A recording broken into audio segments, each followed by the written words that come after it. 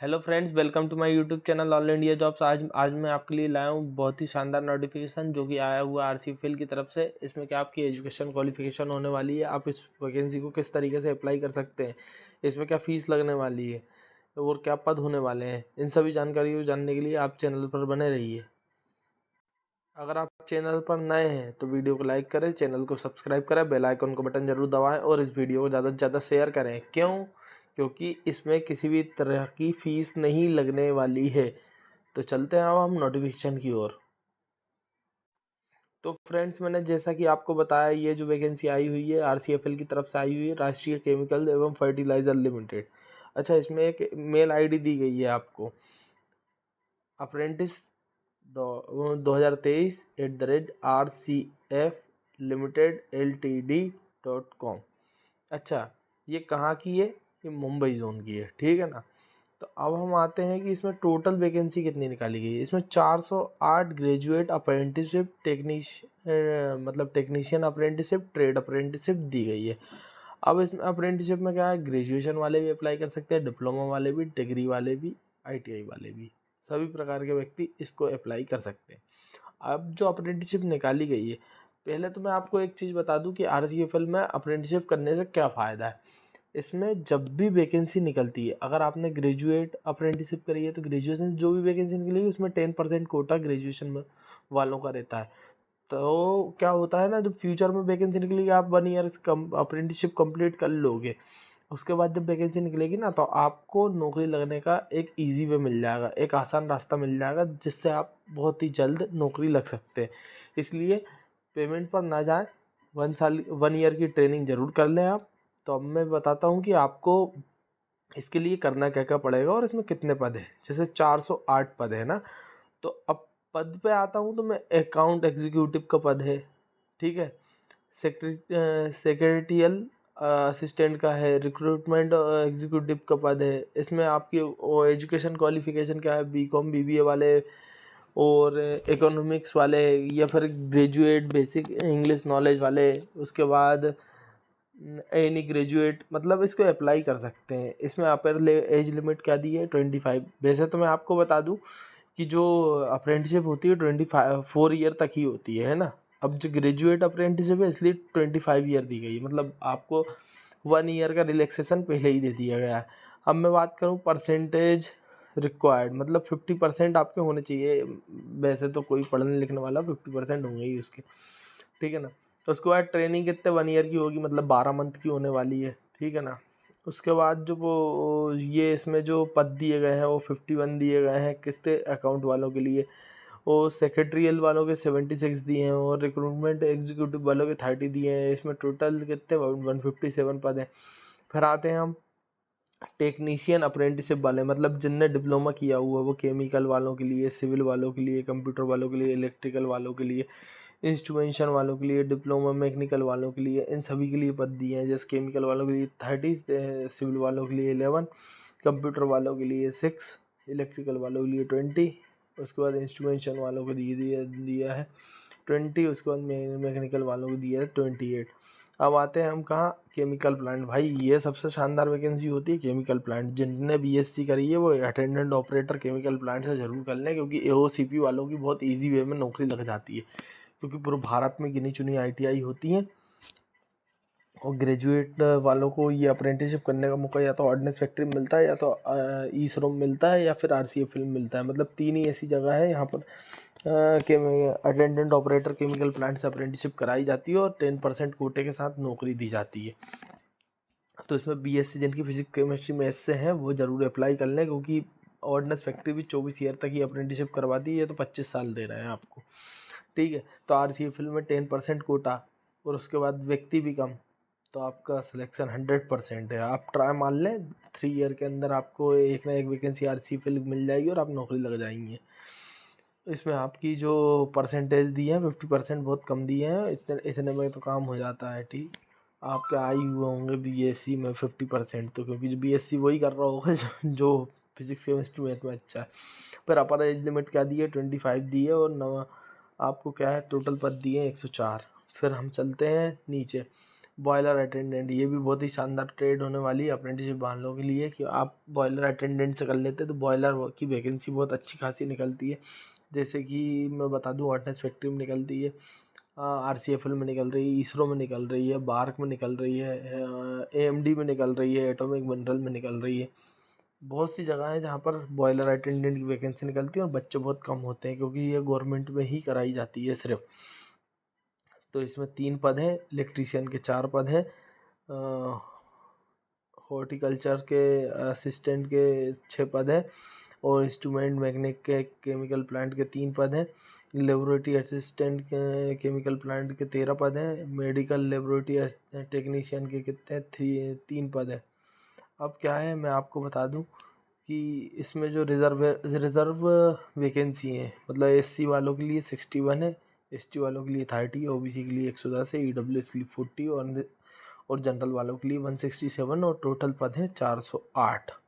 अब जो age relaxation दिया जाने वाला है वो गवर्नमेंट के रूल्स के अनुसार दिया जाने वाला है। जैसे PWD कैंडिडेट को 4% का रिलैक्सेशन दिया जाएगा, ST SC PWD कैंडिडेट को दिया जाएगा 5% का, ST SC को 5 ईयर, OBC को, एज में रिलैक्सेशन की बात कर रहा हूँ तो ST SC को 5 ईयर, OBC को 3 ईयर और PWD कैंडिडेट को 10 ईयर का रिलैक्सेशन दिया जाएगा। अब एलिजिबिलिटी मतलब 1/4/2023 तक आप कम से कम 18 साल के होने चाहिए, ठीक है ना। आपने जो भी कोर्स किए हैं वो फुल टाइम रेगुलर कोर्स होने चाहिए, ठीक है ना। Diploma in engineering are not applicable, मतलब आप समझ चुके होंगे कैंडिडेट हु हैव कंप्लीटेड एक अप्रेंटिसशिप ट्रेनिंग, मतलब आपने पहले अप्रेंटिसशिप करी है तो आप इसको अप्लाई नहीं कर सकते। आपके पास पासिंग सर्टिफिकेट होने चाहिए सब फाइनल ईयर के, ठीक है ना, वो भी 1/1/2021 से पहले के होने चाहिए, ठीक है ना। डेट ऑफ पासिंग आपकी क्या होनी चाहिए, 1/1/2021 से पहले की होनी चाहिए। स्टिपेंड जो है आपको मिलेगा 25/9/2019 मिनिस्ट्री ऑफ स्किल डेवलपमेंट के अनुसार ही मिलने वाला है, ठीक है। जैसे कि मैं आपको बता दूँ, अप्रेंटिसशिप में ज़्यादा पेमेंट नहीं मिलती है, 7,000 रुपये डिप्लोमा वालों को मिलने वाला है, 8,000 रुपये डिग्री वालों को मिलने वाला है, ग्रेजुएट वालों को 9,000 मिलने वाला है, ठीक है। मगर मैं आपको बता दूं कि आप 1 महीने की ट्रेनिंग से मतलब नहीं, वो 1 साल की ट्रेनिंग से मतलब नहीं रखें। पेमेंट कोई का पे 8,000 7,000 से कुछ नहीं होता है। इसके बाद जो वैकेंसी निकलने वाली है उसमें आपकी पेमेंट समथिंग 70,000 30,000 80,000 ऐसी होने वाली, 30 से ऊपर ही होने वाली है, ठीक है। तो और हर साल वैकेंसी निकालता है RCFL, आप चाहें तो चेक कर सकते हो उसकी साइट पर जाकर। आपकी जो पोस्टिंग होने वाली है वो मुंबई में होने वाली है, ठीक है ना, रायगढ़ डिस्ट्रिक्ट में, ठीक है। मोड ऑफ सिलेक्शन क्या रहने वाला है, उसका परसेंटेज रहने वाला है, मैं बता दूं आपको। तो ये सब चीज़ें आपके ITI के परसेंट पर निर्भर करती हैं, ठीक है। उसके बाद आता हूँ मैं कि सबसे पहले प्रायिकता किसको दी जाएगी, जो 50 किलोमीटर के आसपास के हैं। तो ऐसे व्यक्ति जो मुंबई में रह रहे हैं वो जल्द से जल्द अप्लाई कर लें, ठीक है ना, क्योंकि 50% के एरिया वालों को ही पहले प्रायिकता दी जाएगी। उसके बाद मैं बात करता हूँ, इसमें एक कॉन्ट्रैक्ट होता है आपका जो कि भराता है 1 ईयर की ट्रेनिंग के लिए कि आप इसको छोड़ के तो नहीं जाओगे। वो 1 ईयर का कॉन्ट्रैक्ट होता है, अगर आप 1 ईयर का कॉन्ट्रैक्ट साइन कर सकते हैं तो इस वैकेंसी को अप्लाई करें, ठीक। उसके बाद जो भी फैसिलिटी आपको मिलने वाली है, जैसे यूनिफॉर्म और सेफ्टी इक्विपमेंट में जैसे शूज़, ग्लव्स, मास्क, हेलमेट, ये सब चीज़ें RCFL की तरफ से आपको प्रोवाइड किया जाएगा। अब आप इस वैकेंसी को किस तरीके से अप्लाई कर सकते हैं मैं आपको बता दूं। पहले सबसे पहला काम तो आपको क्या करना है, अप्रेंटिसशिप की जो साइट है apprenticeshipindia.org, आपको इस पर जाकर आपका रजिस्ट्रेशन करना है। फिर वो रजिस्ट्रेशन नंबर को आपको www.mhrDNATS.gov.in पर जाकर आपका स्टूडेंट रजिस्ट्रेशन करना है, ठीक है ना। फिर आपको क्या है, आपने जो जो चीज़ की है, जैसे BSc की है, BA BCom किया है, BBA किया है, ग्रेजुएट हो, ये सब चीज़ें आपको डालनी है, ठीक है ना। आप साइट पे जाके फिर आपको आना है, आपको अप्लाई करने के लिए RCFL की ऑफिशियल साइट पर RCFLTD.com, ठीक, इस पर जाकर आपको डालना है, आपकी डिटेल्स फिल करनी है। फिर रिक्वायरमेंट के अनुसार आपको आपका एंगेजमेंट अप्रेंटिसशिप डालना है। फिर आपको करना है एडवर्टाइजमेंट्स की डिटेल को अच्छे से पढ़ना है और इस फॉर्म को फिल करना है, ठीक है, जिसमें डिटेल्स आपकी सही हो, जैसे 10th की मार्कशीट वगैरह सही होनी चाहिए। अब आई एक्सेप्ट करके आप अप्लाई ऑनलाइन पर जाएंगे और फिर आपके जो फ़ोटो का साइज़ है जेपीजी में 75 KB साइज़ जो दिया गया है ना, 25 से 75 के बीच होना चाहिए। उसके बाद सेव और सबमिट कर देंगे। आपका after submission of the application form आपको एक पिन जनरेट हो जाएगा, ठीक है ना। उसका प्रिंट ले लें, एक प्रिंट ले लें उसका, जो आपने फॉर्म भरा है। आप इस वैकेंसी को कब से कब तक अप्लाई कर सकते हैं? 24/10/2023 से 7/11/2023 तक आप इस वैकेंसी को अप्लाई कर सकते हैं। अब आपके पास क्या क्या चीज़ें होनी चाहिए मैं बता दूं। लेटेस्ट पासपोर्ट साइज़ फ़ोटो होनी चाहिए, पैन कार्ड होना चाहिए, आधार कार्ड होना चाहिए, बैंक अकाउंट ऐसा होना, बैंक अकाउंट और चेकबुक होनी चाहिए, मगर बैंक अकाउंट ऐसा होना चाहिए जिसमें आधार लिंक हो। मार्कशीट होनी चाहिए आपकी सभी पासिंग मार्कशीट, ठीक है ना। आपने जो BSc लगाई तो BSc फाइनल ईयर की मार्कशीट होनी चाहिए। आपने ITI लगाई है, डिप्लोमा लगाया है, जो भी चीज़ें लगाई हैं उसकी फाइनल ईयर की मार्कशीट होनी चाहिए और उसमें 50% मार्क्स कम से कम होने चाहिए।